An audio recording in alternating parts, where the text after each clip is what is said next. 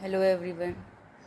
जैसे 1 अप्रैल को रिज़ल्ट आ गया है, बहुत सारे लोगों का हुआ है एग्ज़ाम में क्लियर, बहुत सारे लोगों का नहीं हुआ है और मैक्सिमम लोगों का नहीं हुआ है। तो इस स्टेज पे आके जिन लोगों का नहीं होता है ना, उनका दुख मैं कम्प्लीटली अंडरस्टैंड कर सकती हूँ, क्योंकि लास्ट ईयर जब मेरा सिलेक्शन हुआ था उसके पिछले जो अटैम्प्ट थे ना, मेरा भी नहीं हो रहा था।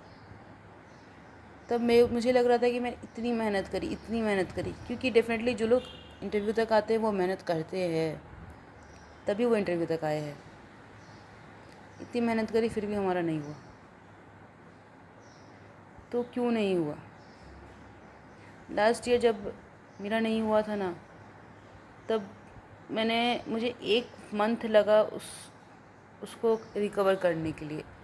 1 मंथ लगा ये समझने के लिए, ये सिंक इन करने के लिए कि मेरा नहीं हुआ है। मैंने 1 महीना रो के बिताया, क्योंकि मैंने बहुत सारी मेहनत की, बहुत सारे एग्ज़ाम्स दिए, बहुत स्ट्रगल किया, फिर भी नहीं हुआ। तो फिर उसके बाद मैंने अप्रैल में रिज़ल्ट आया और मैंने मई से स्टार्ट की पढ़ाई करना, वापस से स्टार्ट किया और इस जुनून के साथ किया कि चाहे कुछ भी हो जाए, मुझे इस बार तो एग्ज़ाम क्लियर करना ही है, चाहे कुछ भी हो जाए, क्योंकि वही मुझे ही एग्ज़ाम क्लियर करना है। मैं ही अपनी सिचुएशन को बेटर कर सकती हूँ, मेरे अलावा और कोई भी इस मेरी सिचुएशन को बेस्ट नहीं कर सकता, बेटर नहीं कर सकता। फिर मैंने पढ़ाई शुरू किया, मैंने देखा कि कहाँ कहाँ मैं गलत थी, कहाँ कहाँ मेरी प्रैक्टिस कम थी, कहाँ कहाँ मुझे टीचर्स बदलने हैं। तो सब मैंने सोचा। जैसे अगर फर्स्टली बात करें रीजनिंग की, तो रीजनिंग में मैंने एक जो नया चेंज किया वो क्रिटिकल रीजनिंग स्टार्ट किया पढ़ाई करना। उसके अलावा मैंने वही प्रैक्टिस किया, मॉक्स लगाए, और रीजनिंग में ज़्यादा चेंजेस मैंने नहीं किए, क्योंकि मुझे रीजनिंग में भी मार्क्स अच्छे ही आ रहे थे लास्ट टाइम भी। और डेफिनेटली मैंने जहाँ बहुत ज़्यादा वर्क किया था वो था क्वांट मैंने बहुत वर्क किया। मुझे लगा मैं 2-3 सर को फॉलो कर रही हूँ, तो पर मुझे वो डिज़ायर्ड रिज़ल्ट नहीं मिल रहा, मुझे समझ में नहीं आ रही मैथ्स। तो मैंने हर्षल अग्रवाल सर की वीडियोस चालू की सॉल्व करना। बहुत लोग बोलते थे हर्षल अग्रवाल सर अच्छे। मैंने काफ़ी बार वीडियोस देखती थी, पर मैं हमेशा बंद कर दी थी उनकी वीडियोस। तो मैंने जब सीरियसली फॉलो किया ना उन्हें, तब माई लाइफ चेंज्ड। मतलब इतना अच्छा पढ़ाते हैं वो, इतना अच्छा पढ़ाते थे। और जब मैंने ज्वाइन किया था ना, तब वो नंबर सिस्टम, अलजेब्रा, ये सब की वीडियोस भी थे उनके चैनल में। अब शायद नहीं है, अब उन्होंने शायद रिमूव कर दिए। तो वो सब मैंने किया है अग्रवाल सर के वीडियोस के थ्रू। यहीं से सारा कुछ मैथ पढ़ा, इतना पढ़ा है कि रात को पढ़ती थी। रात को 2 या 3 बजे तक मैंने पढ़ाई करी है, फिर सुबह 10 बजे उठती थी, फिर वापस पढ़ाई करी है। तो एकदम वो एक जुनून था दिमाग पे कि मुझे एग्ज़ाम क्लियर करना ही है, कुछ भी हो जाए।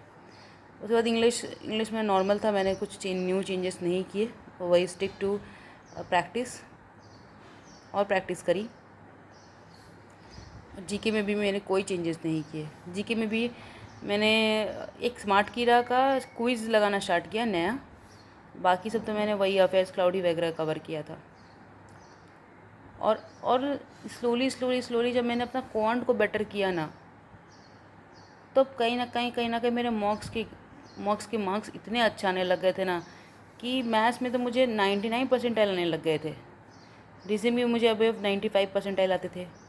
जीके में 70 to 80। जीके में मुझे परसेंटाइल अच्छे नहीं आते थे, और ओवरऑल परसेंटाइल मेरे 95 to 99 आने लग गए थे, इतना पढ़ाई किया।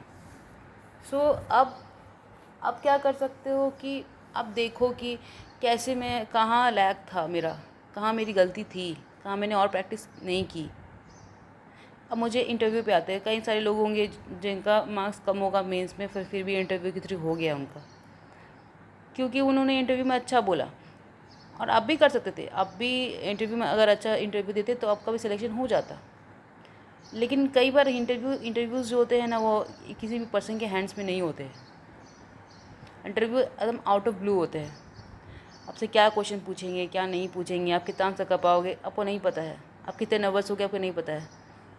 सो कई लोग, मैक्सिमम लोग जो होते हैं वो नर्वस ही होते हैं। और वो कुछ ना कुछ आंसर नहीं कर पाते हैं या फिर कुछ थोड़े नर्वस होते हैं बात करने में, तो फिर वहाँ पे उनके नंबर कर लिए जाते हैं।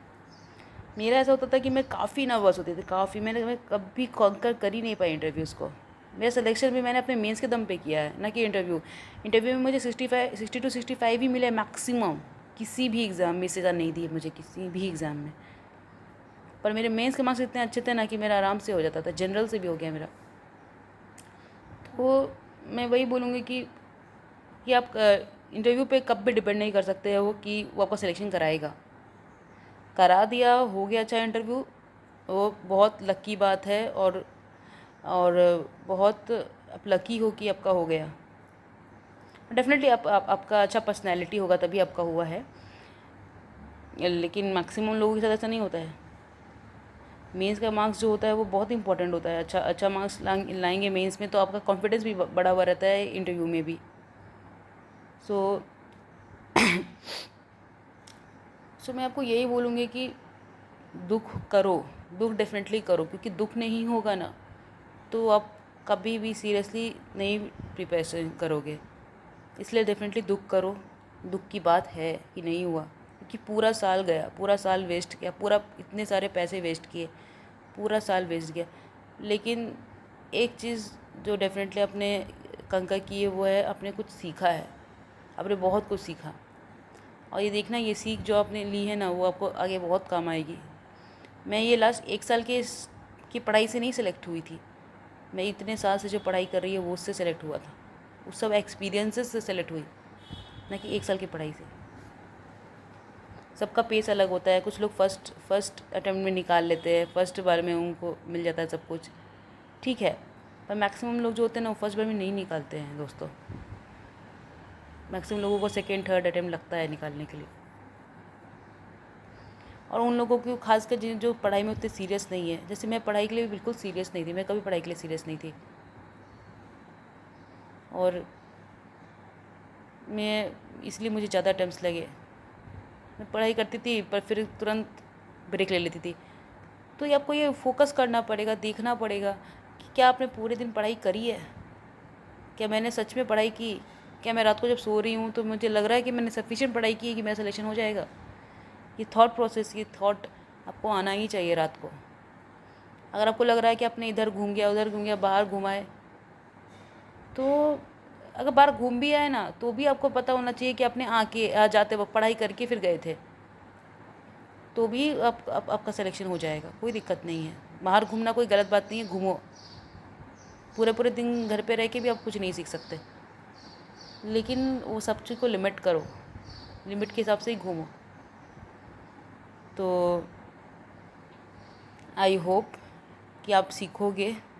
अभी आप दुखी होगे, दुख करो, डेफिनेटली दुख करो। दुख नहीं होगा तो फिर आप वापस वही रिजल्ट लेके आओगे। दुख करना बहुत इंपॉर्टेंट है। दुख करो, रोना आ रहा है रो, सब नॉर्मल है। मैंने बहुत रोया है। पर आज मेरी ज़िंदगी पता है पहले जैसी थी उससे बस उससे कम्प्लीटली चेंज हो गई है। आज लोग जो है वो मुझे कंसिडर करते हैं। एक इंडिपेंडेंट वाली फीलिंग मेरे अंदर आ चुकी है। एक ऑर्गेनाइजेशन में एक रेपुटेड पोजीशन पे है तो वो एक जिम्मेदारी है, एक सब कुछ है। तो आज अपना एक कार खरीद सकते हैं, घर खरीद सकते हैं, सब कुछ खरीद सकते हैं। कल तक था कि कुछ भी नहीं है हमारे पास, पता नहीं क्या वेले से हैं, कुछ करते नहीं है ज़िंदगी में, लेकिन आज इतनी कुछ है। मैं आपको यही बोलने आई थी। और विश्वास करो दोस्तों, आपका सिलेक्शन होगा, डेफिनेटली होगा। क्यों नहीं होगा, ज़रूर होगा। आप पढ़ोगे तो क्यों नहीं होगा, इतना भी मुश्किल नहीं है, होगा। और ऑल द बेस्ट। जम के 1 साल पढ़ाई करना। और जिनका एसबीआई क्लर्क मेंस वो ड्यू है वो तो पूरा फुल ट्राई करना कि उसमें हो जाए, क्योंकि एसबीआई क्लर्क में बहुत वैकेंसी आई है। तो ये बहुत अच्छा चांस है कि आपका एसबीआई क्लर्क में हो जाए। तो होप मत हारना, एसबीआई क्लर्क दो। एसबीआई पीओ भी अगर आपका हो गया, मतलब दे दिया गया है, तो अगर उसका रिज़ल्ट पॉजिटिव आता है तो डेफिनेटली हाथ पैर धो के पढ़ाई करो, जी जान से पढ़ाई करो और जाने मत देना ये चांस, ठीक है। Okay bye guys, thank for watching.